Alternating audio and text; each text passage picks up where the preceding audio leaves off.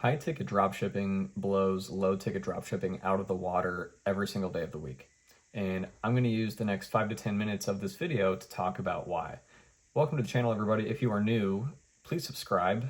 It helps me out, and I upload daily content about high ticket dropshipping. So I'm challenging myself in 2025, 365 days, I will upload a new video about high ticket dropshipping every single day.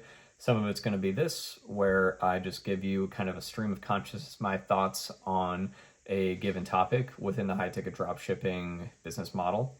Some of it will be podcasts with my course partner, Lisa Whaley, who has 20 years of SEO experience. Some of it will be podcasts with successful members of my program. If you are interested in building a high ticket dropshipping business and building your own online venture, and high ticket dropshipping is the way you want to go, I recommend checking out my link in the description below. I have half a decade of high ticket dropshipping experience, and I am currently in the process of releasing the 2.0 version of my course along with Lisa, and it's going to include a lot of in-depth SEO work.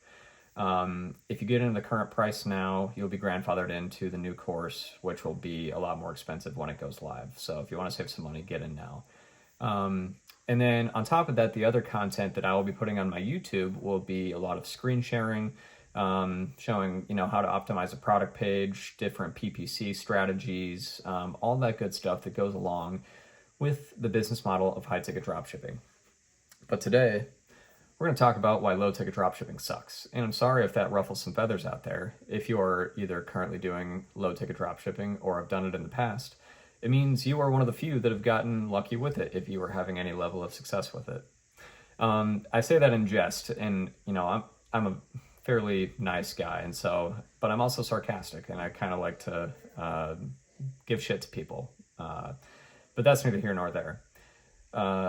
Low ticket dropshipping and comparing it to high ticket dropshipping, other way around, it's kind of a matter of working smarter, not harder, when you look at the two.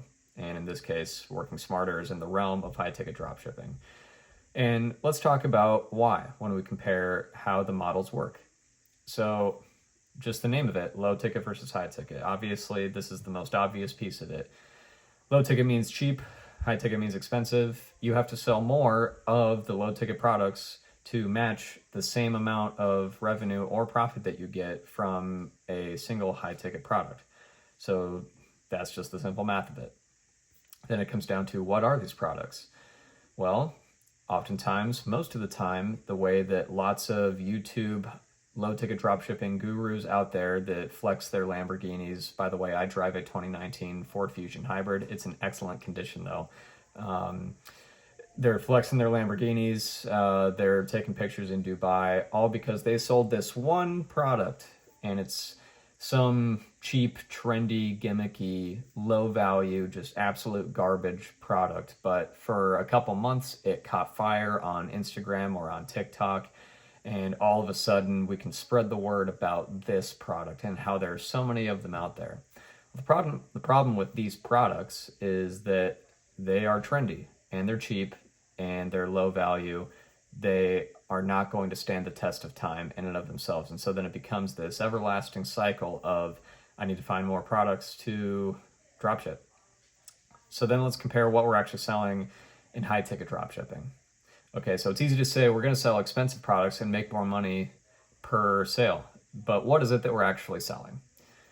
So the way that I teach it, the way I've always done it, is the best way to make it in this space is to leverage, to stand on the shoulders of really established domestic American brands. And, if you're in Canada, Canadian brands. If you're in the UK, the European, the point is domestic to you manufacturers. And so these are 50, 100-year-old companies. Some of them are 20 years old. You are leveraging their industry experience, their product lines, their recognized names, and you're partnering with them to resell them to someone on your website. Okay, so we've established that. We've established the fact that, these companies have been around for 20 to 100 years. They haven't gone anywhere, and they're still selling their products today. So they're stands a reason for this, and I think it's a pretty clear indication that these products are not trendy. They're going to stand the test of time. So let's talk about how you're actually going to market with these products. How are you putting these products in front of people? Well, with low ticket dropshipping, the most common strategy, and someone can let me know if I'm wrong about this in the comments. Pretty much the only strategy that actually makes sense is social ads. And so with social ads, if you have Instagram, Facebook, TikTok, you see ads all the time. And kind of a quick tangent, I was listening to Rogan earlier this week. Mark Zuckerberg was on, and he said, like, on a daily basis, it's like 3.2 billion people use one of their Meta accounts, which is just crazy to me, but that's neither here nor there. So all these people, though, giving so much data to the Meta platform, to the TikTok platform, those companies have developed some really powerful algorithms to recognize, like, what are people's interests, what are they interested in, what do they like to do, what are they interested in shopping for, and that's the most important one that they are most interested in, because they will track your data from what websites you visit. Frankly, they probably listen to you. They know what it is you have shown interest in buying, or maybe you've been watching a lot of golf videos, so they're going to start recommending Ping or Titleist products to you in advertisements, or maybe some golf simulators. I guess that would be an example of a high ticket product. But point being, these ads, most of the time you are not actually in a place where if you see that ad, you are ready to pull the trigger and buy. They are good for remarketing, but from an intent base, there's no way to actually get in front of someone that is specifically looking for these things to buy them. And so the whole idea with low ticket dropshipping is, okay, you choose this like unusual, trendy, cheap product. You build a whole store around that one product. It takes like half an hour on Shopify. You connect them to Meta, and then you run social ads. And the idea is they go viral, and a bunch of people buy these things, and it's just kind of this short fuse, like crazy amount of revenue. In other words, you're just kind of throwing shit at the wall and seeing what sticks. You're gambling. You're just kind of guessing. There's no like real strategy behind it other than hoping these people choose to buy these products on an impulse. Now let's talk about how you actually advertise with high ticket dropshipping.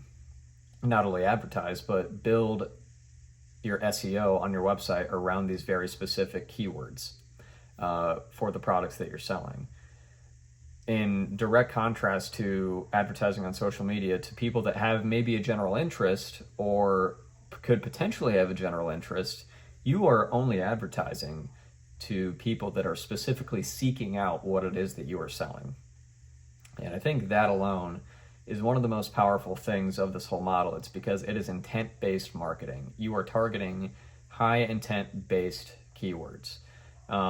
Whether it's short tail keywords, like if I'm selling, for instance, air compressors, whether it's air compressors for sale, or maybe it's like a 150 PSI air compressor Honda, very specific. Well, I can optimize my website from an SEO perspective. I can advertise specifically for that long tail keyword to where if someone's typing that in, chances are they are in the market to buy that thing 8 times out of 10. Or they're just trying to get some pricing on it, and then they'll come back later to buy it. That's what really separates the men from the boys. That's what really separates this model from low ticket dropshipping. It's because you are only dealing with high intent customers for the most part on a daily basis. It's not all rosy. Like, the challenge is Google likes to spend your advertising budget. At the end of the day, you're still going to show up for irrelevant keywords, no matter how many negative keywords you filter out, not to get too into the weeds. But for the most part, over time, the more your business matures, the more data you get, and the more you optimize everything in your ads and on your website, the more you're going to be only showing up for really specific keywords that are tailored towards buying whatever it is that you're selling. And then we come down to the margins, and this is kind of where we started. If I'm selling a $3,000 air compressor and my margins on it are 30%, let's say 33%, just so we can say my net, if I sell one, is $1,000. If I sell one of those things, I make $1,000, minus payment processor fees, minus ad expenses. Let's say I spent $200 on ads that day. I net, we'll call it $750 after, all the other expenses. So I net $750. Well, let's say I'm also advertising these, I don't even know, like wristwatch bands. I'm advertising these wristwatch bands on Instagram, and each one that I sell, I make $10. Well, in that case, you need to sell 750 of them just to break even, and that's not even including your ad spend. Sorry, that's bad math. 75 of them to get to 750. I was a math major, so that's kind of embarrassing, but you need to sell 75 of them versus one. So you need to sell 75 of these cheap wristwatch bands versus just one of these. And let's say you have to replicate that over time. So if you just sell one of these per day, you're making $750 per day. We're talking some pretty serious money at that point. In my head, I'm kind of doing the math. That would be roughly $25,000 a month that you're netting.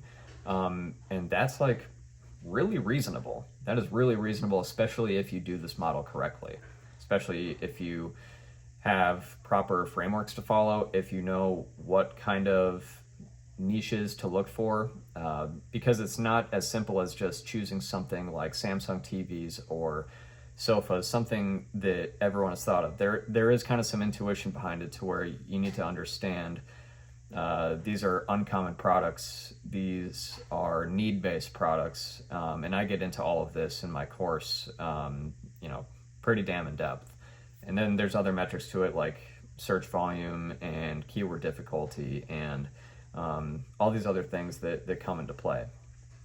But that said, let's say you've done that correctly. You've set up your website and you've optimized it for SEO, and you've just had a really good framework to follow. Well, your chances of success are going to be significantly higher right off the bat than any level of success you might hope for on low ticket dropshipping. At the end of the day, high ticket dropshipping is smart, it's targeted, it has a direction, it has a strategy behind it. Low ticket dropshipping, at the end of the day, is just guessing and throwing something at the wall and seeing what sticks. So I'm sorry for any low ticket dropshippers out there that I may have offended. I'm sure some of you have found some success with it that I am not aware of, but those are my two cents on the topic, and I will end that there. If you are interested in daily high ticket dropshipping content, hit the subscribe button. Let me know what else you want me to talk about in the comments, and we will see you guys tomorrow.